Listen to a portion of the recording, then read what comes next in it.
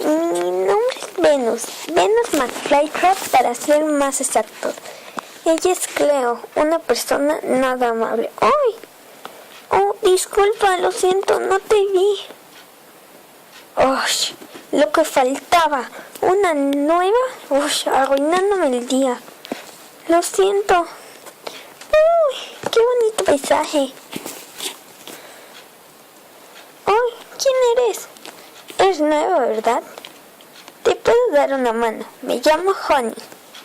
Gracias, Honey. Me llamo Venus. ¿Me podrías ayudar a encontrar mi cuarto? Claro, creo que es este. Ok, gracias. Creo que es acá. Eso dice el número. Hola. ¿Hay alguien aquí?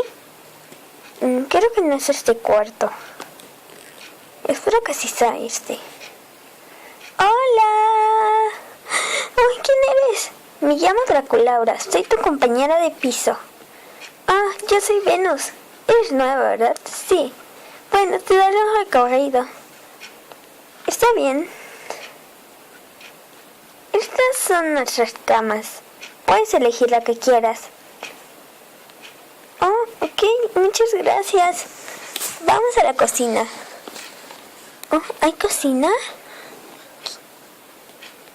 Vamos. Esta es la cocina. Puedes preparar lo que quieras cuando quieras. Oh, genial. Voy a ir a la cafetería con Claudine. Si quieren, nos puedes ver ahí. Oh, gracias. No tengo nada que hacer. Creo que iré con Honey a la cafetería. Le llamaré. Baile espeluznante. Se busca reina. Mira esto, Toralei. ¿Podrías ser la próxima reina? Me inscribiré. Cleo de Nile. Perfecto. Ahora ves tú. Miau. Toralei. Listo.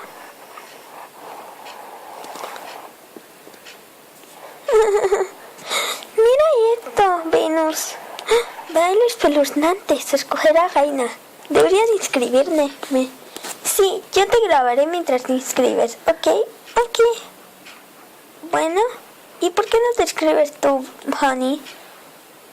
Porque yo seré la camarógrafa del baile. Oh, ok. Bueno, listo, cámara, acción. Venus McFlytrap. Listo. Quedó perfecto el video. Veré mi competencia.